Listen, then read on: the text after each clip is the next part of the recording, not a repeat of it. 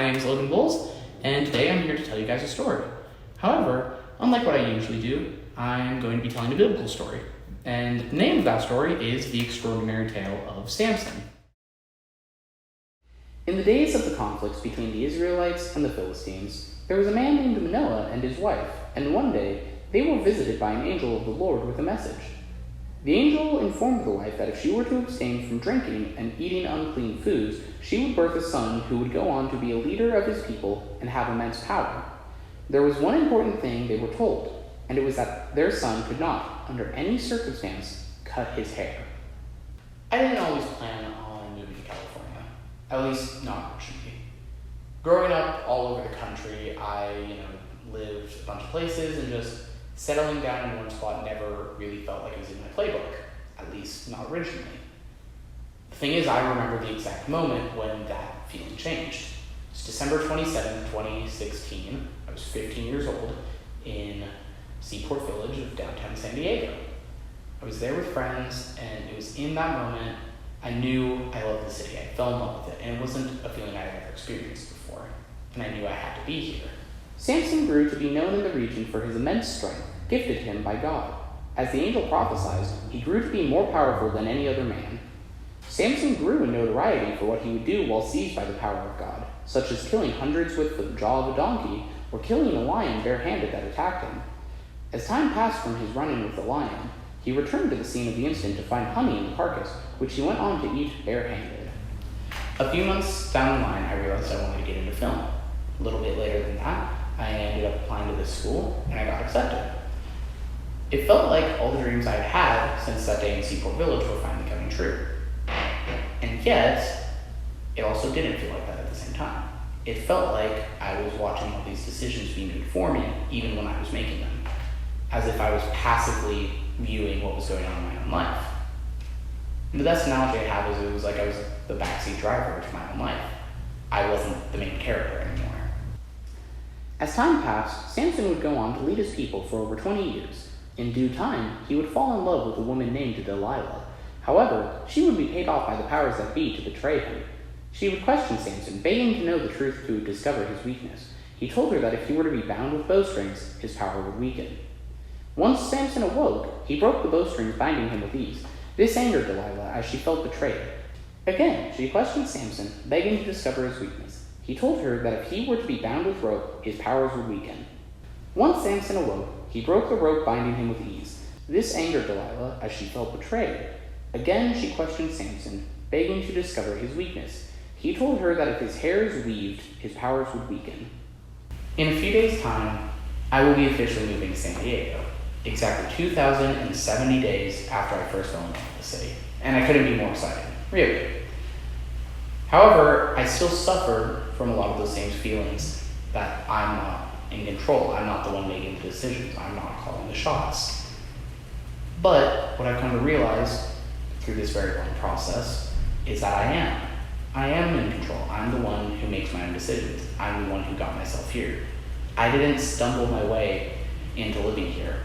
I made it happen. I had a goal, and I reached it. And that's something that's taken a long time for me to come to terms with and realize. And I'm going to keep doing that. Everything that happens in my life, I'm the one who's going to make it happen. And I am finally starting to come to terms with that. Once Samson awoke, he showed he was still full of his strength, angering Delilah once more. She demanded that if he truly loves her, he would tell her the truth behind his power, which caused him to cave in. Samson admitted to Delilah that his strength came from his hair, which he had never cut, and that he would lose his strength if it were to be cut.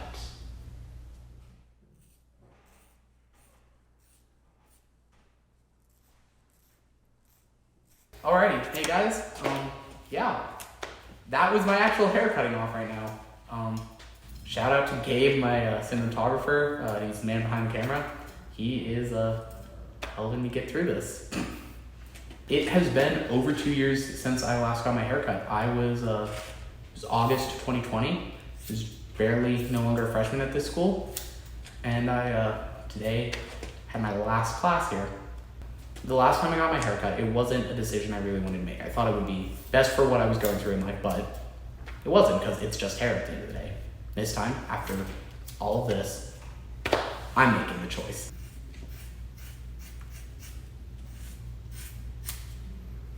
Should I shake it out real quick? Sure. Oh my gosh, that's weird. Oh, whoa. It hasn't been this short in years.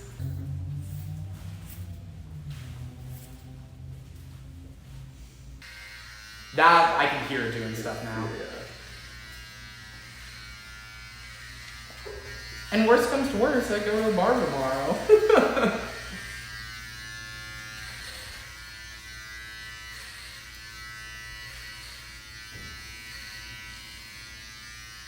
Gonna miss it.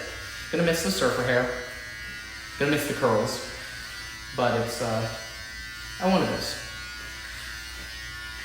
Not enjoying the shower I'm gonna have to take after this though for all the hair that's just collected on me.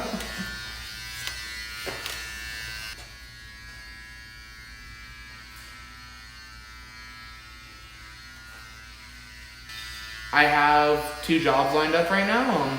Might be looking at a third, I'm not really sure yet, but just working and getting started on film finally, writing scripts, doing what I can to keep making the dream a reality. I'm not really focused on the plan now because this was the goal. So it's not about continuing the plan, it's about figuring out what the new plan is. While we're on the topic of thanks, thank you to everyone that was involved in this film. So right now we have, Philip Storniola here as moral support. We got Nick Toller on Cam B and Gabe Spence right behind me as Barber and Cam A, as well as John Maynard on cinematography for the Samson sequences. Ava Montali playing the lovely Delilah. Thank you to Dimitri Schuyler Lynch and Bailey Garland for playing Manoah and Manoah's wife. You guys were great parents. Fun fact about those two, they agreed to be on this project not knowing at all what I was doing. What advice do you have for somebody who is in that 2,070 days ago position? That kid who's in San Diego right now. Here's the thing. That feeling you have right now, that dream, hold on to that. First and foremost, before anything else, you hold on to the dream. Don't lose it. I'm going to tell you, I had people back in high school, when I first told people I wanted to be a film student, one of the most memorable things to me, had someone that I was friends with all throughout high school, even before high school, tell him I want to go to film school and I want to be a director. He looks at me and says, what do you want for your real job? Because that's not happening. And that has stuck with me ever since. And I'm now here, right now, making that a reality. So hold on to it. And all the detractors, all the people that think whatever you want to do isn't going to happen, ignore that. Hold on to it because that doesn't matter. What they say is not important. But when you get to that point where it starts to feel like it's important, it starts to feel like they're right, keep pushing forward,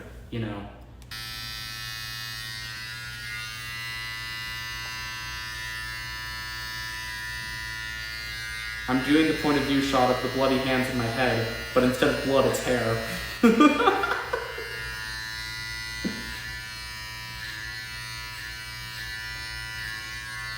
Yeah, I think it's pretty good. All right, let me... You get brushed off. Dang. It's all gone.